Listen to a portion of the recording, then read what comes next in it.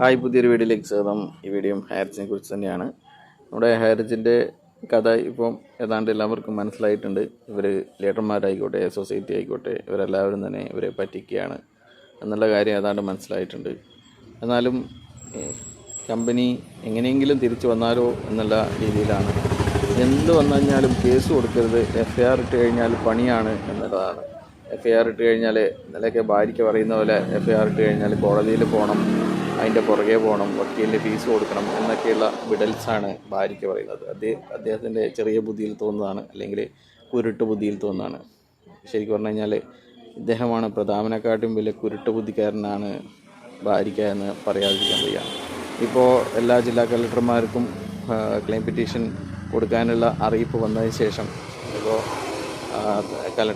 എല്ലാ കളക്ടറേറ്റിലും ഈ claim petition സ്വീകരിക്കാൻ വേണ്ടി അടുത്ത 25 തീയതി വരെ, ഫെബ്രുവരി 25 വരെ ക്ലെയിം പെറ്റീഷൻ സ്വീകരിക്കാം എന്ന് അറിയിപ്പ് വന്നിട്ടുണ്ട്. അപ്പോൾ അത് ഇല്ലാതാക്കാൻ വേണ്ടിയിട്ട് ഇവർ ഇനിയും നിവേദന ക്യാമ്പയിനോ അല്ലെങ്കിൽ വക്കാലത്ത് ക്യാമ്പയിനോ തുടങ്ങിക്കഴിഞ്ഞാൽ അടി കിട്ടും എന്നുള്ളത് കൊണ്ടാണ് ഭാര്യയ്ക്ക് വലിയ മെസ്സേജുകളൊക്കെ പടച്ചു വിടുന്നത്. അതുപോലെ തന്നെ 1-2 വോയിസൊക്കെ വിടുന്നത്. ഭാര്യയ്ക്ക് പറയുന്നത് ഈ കോടതിയിൽ നിന്ന് ക്ലെയിം കൊടുക്കണമെന്ന് പറഞ്ഞിട്ടില്ല എന്നാണ്. ശരിക്കും പറഞ്ഞു കഴിഞ്ഞാൽ കോടതിയുടെ നടപടികൾ കണ്ട എല്ലാവർക്കും അറിയാം, let the claim come, claim വരട്ടെ, ഇനിയും വരട്ടെ എന്നുള്ള രീതിയിൽ കോടതി വാക്കാൽ പരാമർശിച്ചിട്ടുണ്ടായിരുന്നു. അത് നിക്ഷേപകരുടെ വക്കീൽ തന്നെയാണ് പറഞ്ഞിരുന്നത്. നിക്ഷേപകരുടെ വക്കീലിനാണല്ലോ ഇവരുടെ ഒരുപാട് ആൾക്കാരെ പറ്റിക്കുന്നതും. ഇവർ ക്ലെയിം പെറ്റീഷൻ്റെ സമയത്ത് കളക്ടറേറ്റിൽ തന്നെ ഫോം വാങ്ങാമെന്നവരെ പലതും പറഞ്ഞ് മടക്കി അയച്ചതും ഒക്കെയുള്ള കാര്യങ്ങളൊക്കെ അറിയാമല്ലോ. അപ്പോൾ അവരാണ് പറഞ്ഞത്, സാർ 239 മാത്രമല്ല, ഇനിയും ആൾക്കാർ ക്ലെയിം കൊടുക്കാൻ ബാക്കിയുണ്ട്. ആ സമയത്താണ് ജഡ്ജ് പറഞ്ഞത് ഇനിയും ക്ലെയിമുകൾ വരട്ടെ എന്നുള്ള രീതിയിൽ. അപ്പോൾ അങ്ങനെ ഒരു കാര്യമേ പറഞ്ഞിട്ടില്ല എന്നാണ്. അങ്ങനെ പറഞ്ഞിട്ടുണ്ടെങ്കിൽ TV യിലും പത്രത്തിലൊക്കെ വരും എന്നാണ് ഭാര്യ തട്ടിവിടുന്നത്. അപ്പോൾ അന്ന് തന്നെ കോടതി നടപടികൾ കണ്ടവർ അതിനെക്കുറിച്ച് പരാമർശിച്ചിട്ടുണ്ട്. അത് 2000 ആൾക്കാരെ ചേർത്ത അഭിലാഷ് അടക്കം ആ കാര്യങ്ങൾ പറഞ്ഞിട്ടുണ്ട്. അപ്പോൾ ഇപ്പോൾ എന്ന് പറയുന്നത് പുതിയ പദ്ധതികൾ, പുതിയ കമ്പനി എങ്ങനെയെങ്കിലും തട്ടിക്കൂട്ടിയാൽ ഒരു പരിധി വരെ മണ്ടന്മാരെല്ലാവരും തന്നെ വീണ്ടും അതിൽ ഐഡിയ അടിക്കുകയും അതിൻ്റെ ലാഭം എടുത്ത് പ്രതാപൻ തള്ളിത്തരും എന്ന് വിചാരിക്കുന്ന കുറച്ചൊന്നുമല്ല, ഒരുപാട് ആൾക്കാരുണ്ട്.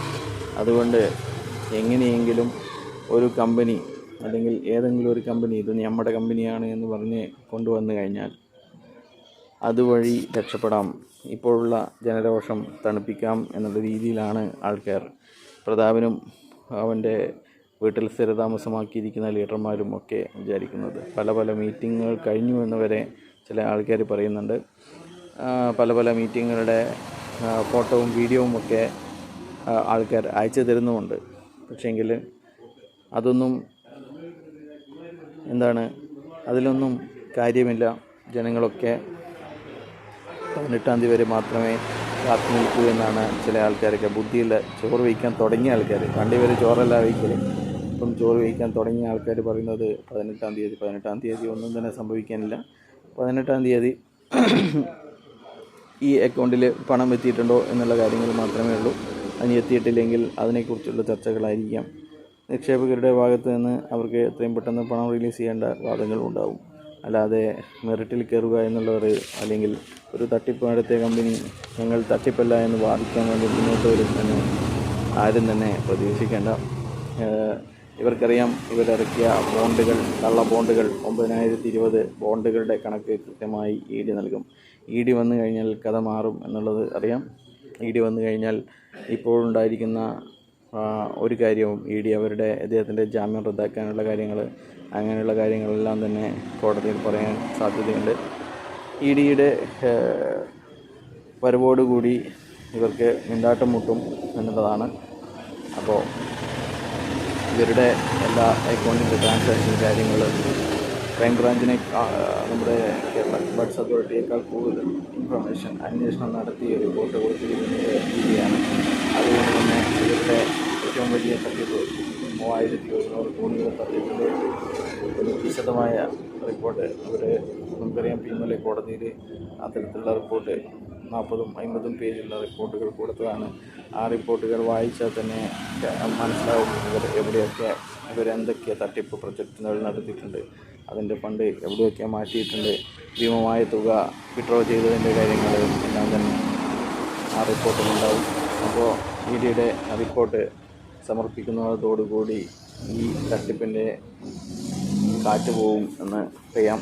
ഒരിക്കലും ഇവർ നടത്തിയ പ്രൊജക്റ്റുകളെ അടിസ്ഥാനമാക്കിയിട്ടുള്ള വാദം നടത്താൻ സാധിക്കില്ല. ഇവർ ലയബിലിറ്റി ലിസ്റ്റില്ല, ഇതുവരെ നിക്ഷേപകരുടെ നമുക്ക് പണം കൊടുത്തിട്ടില്ല എന്നുള്ള കാര്യങ്ങൾ മാത്രമേ പറയാനുള്ളൂ. ബാലിശമായ ഭാര്യയ്ക്ക് പറയുന്നത് പോലെ 10-40 അറ്റാച്ച് ചെയ്തു എന്നുള്ള കാര്യങ്ങളാണ്.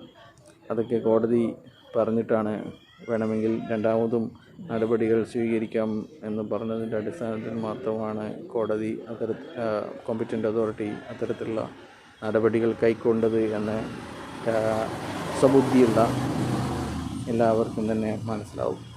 എന്നാൽ ഇവർ പറയുന്നത് ബോബി ചെമ്മണ്ണൂരാണ് നമ്മുടെ കമ്പനി പൊട്ടിച്ചത്, അനിലക്കരയാണ് കമ്പനി പൊട്ടിച്ചത്, ഏതോ റിട്ടയർഡ് പോലീസ് ഓഫീസറാണ് നമ്മുടെ കമ്പനി പൊട്ടിച്ചത് എന്നൊക്കെയാണ് ഇവർ പറയുന്നത്. അതിലൊന്നും തന്നെ കാര്യമില്ല.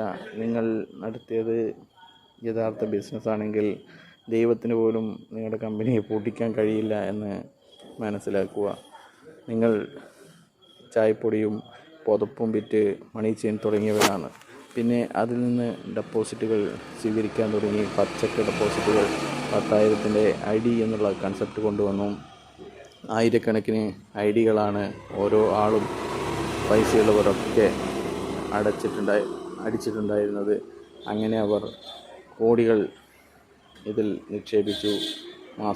ആഴ്ചക്കാഴ്ചക്ക് നല്ല രീതിയിലുള്ള പേ ഔട്ടുകൾ മറ്റുള്ളവരെ ചേർത്ത പണം ഇവർ വാങ്ങിച്ചു. അങ്ങനെയാണ് സാധാരണക്കാർ പോലും ആൾക്കാരെ ഇതുപോലെ 1000-2000 ആൾക്കാരെ ചേർക്കുന്ന ലീഡറായി മാറിയിരിക്കുന്നത്.